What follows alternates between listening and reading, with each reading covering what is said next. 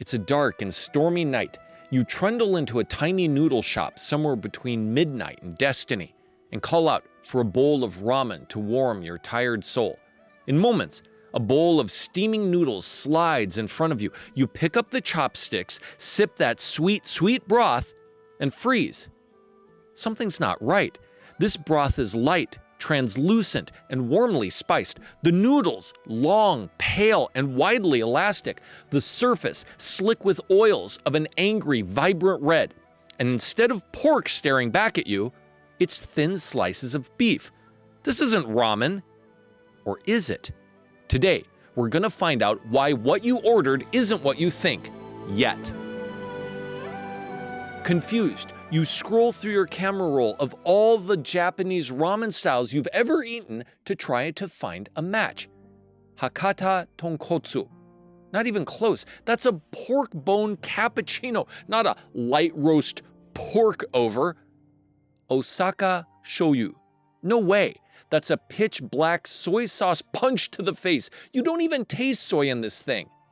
Kanazawa miso. Nope. That's a thick cloud of fermented bean paste. This broth is clear as day. You go deeper. Kyoto. Too fatty. Saitama. Too fishy. Kasaoka. Close, but that's the chicken on chicken inception. Tokushima. That's just pork stew, dude. You're stumped. You've eaten your way across Japan's top shops, but none of them match until one finally catches your bleary eyes. The crisp, clear chuka soba. The heck is chuksa soba? Well, if you ask your average Japanese oba-chan, granny, what kind of ramen she ate growing up, she'll probably say that all they had back in the day was chuka soba, also called nankin soba, or in earlier time, shina soba, all essentially the clean, simple, classic Cantonese-style wonton noodle soup. Chuka is literally Zhonghua or Chinese in kanji. Nankin is, well, Nanjing, and shina is zhina for China in kanji, a name in a distant Sanskrit origin. It also ended up being a racial slur in Japan and got forced out of use, but we won't go into that now. Soba just means buckwheat, but it also is kind of a catch-all term for noodles, like the decidedly unbuckwheat yakisoba. So, how did these names turn into the wholly unrelated Japanese term ramen? You see, a long, long time ago, Southern Chinese immigrants flocked to a place like Yokohama's Chinatown, and their noodles were all called these names, including ramen, almost interchangeably. But all that changed in 1958 at the hands of an Osaka-based Taiwanese entrepreneur called Momofuku Ando, or Wu Bai Fu in Mandarin. After the Second World War, both he and Japan had fallen on hard times. America was sending over tons of wheat flour as aid, but the Japanese government was just telling people to bake bread with it. He was like, that's not very Japanese, bro, and figured he could use that wheat to make noodles instead, even though the bureaucrats told him mass-producing noodles was impossible. And, as all good entrepreneurs do, he set off to prove them wrong. He spent months in a tiny wooden shed behind his house to try to make the noodles quick, easy, and scalable, experimenting obsessively until one day he watched his wife fry tempura. That's when it hit him. Flash fry noodles in hot oil and you can dehydrate them cleanly. Douse them in boiling water again and they rehydrate in seconds, bouncing like they never stopped. Simple, elegant, revolutionary. The kind of idea we'd all take for granted. And so he founded Nissin Foods. Yes, that Nissin, the one that makes cup noodles, and made the world's very first instant noodle and gave it a trendy, modern-sounding name, Chicken Ramen. It was a bare-bones, pre-seasoned, Chinese-tasting affair, but it would take the country and eventually the diets of the world's college students by storm. Chicken for, well, chicken, and ramen for ramen. But that still doesn't answer the question, what in the world is ramen then? Ramen in Japanese is ramen. written solely in katakana, the Japanese writing system for borrowed foreign words, such as camera, kamera, and coffee, kohi. Hold on, borrowed? Foreign? You see, writing ramen in katakana is a subtle admission that the word isn't actually Japanese. It's a phonetic echo of a foreign sound. Have you ever felt like the chasu pork on your ramen never sounded that Japanese in the first place? Same thing.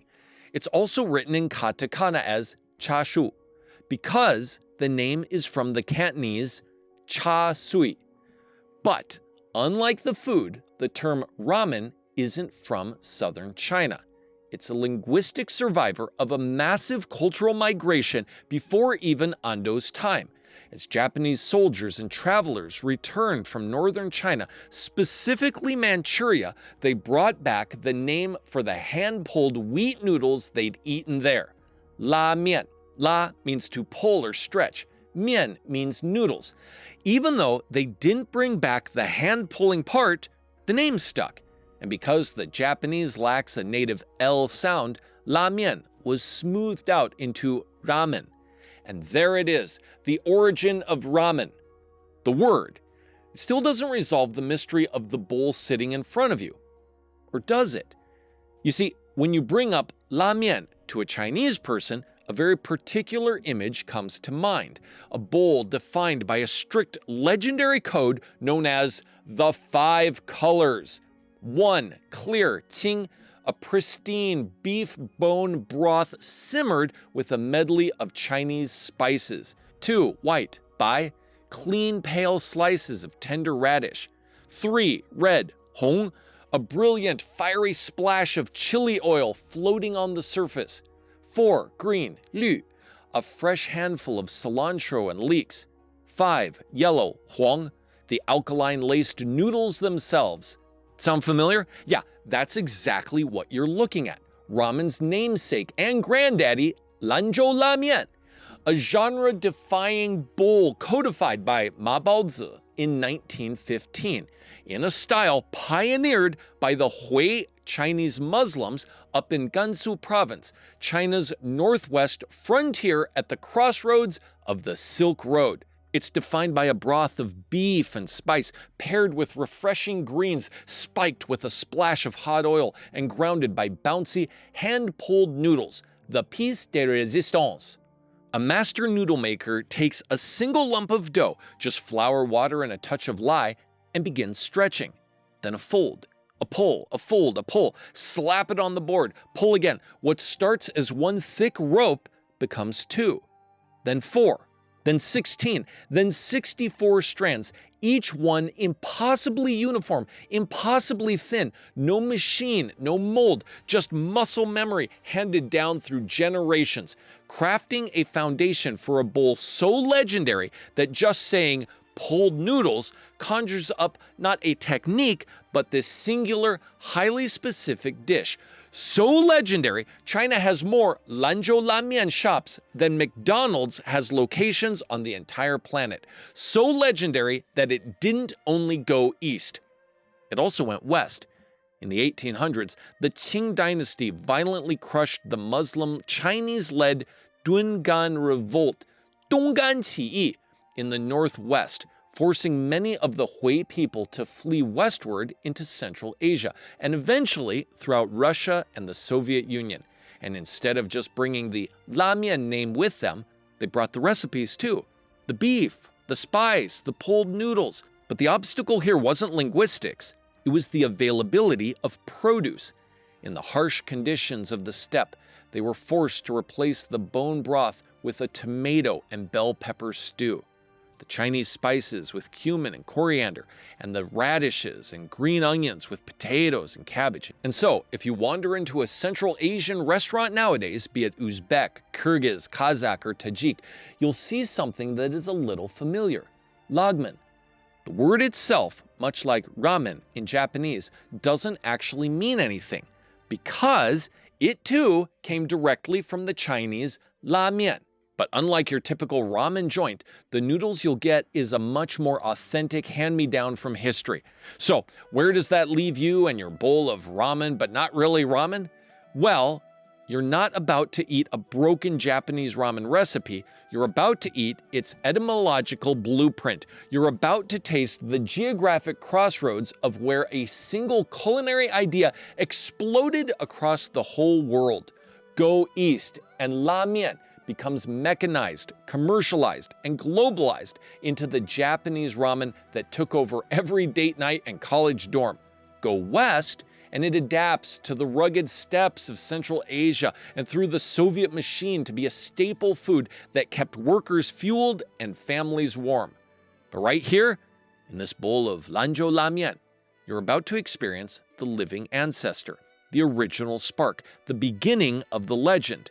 So the next time you're about to order a bowl of noodles, whether it's a thick Hakata tonkotsu, a hearty Uzbek lagman, another Lanzhou Lamian, or just a maruchan from the gas station, take a second to appreciate the journeys of travelers and refugees, the rise and fall of empires, and the generations of merchants from Gansu to Guangzhou that brought those noodles to your chopsticks, and also Momofuku Ando for naming his invention chicken ramen. Because asking your date if they want to hit a chicken chuka soba joint just doesn't hit the same. Thank you, Ando-san. And thanks to the noodle pullers of Lanzhou for unwittingly starting an international culinary revolution. That lagman detour I sent you on, the noodle that ran west out of China across Central Asia, I gave that maybe 30 seconds, and that was a crime, because the reason that noodle ended up 3,000 miles from home in a little cafe in Uzbekistan is one of the saddest, most unbelievable survival stories a bowl of food has ever hidden. That's the video sitting on your screen right now. It's the whole story behind the lagman I breezed past, and it just might change the way you look at every bowl of noodles you ever eat again. Click it right now to watch, and until next time, 再见!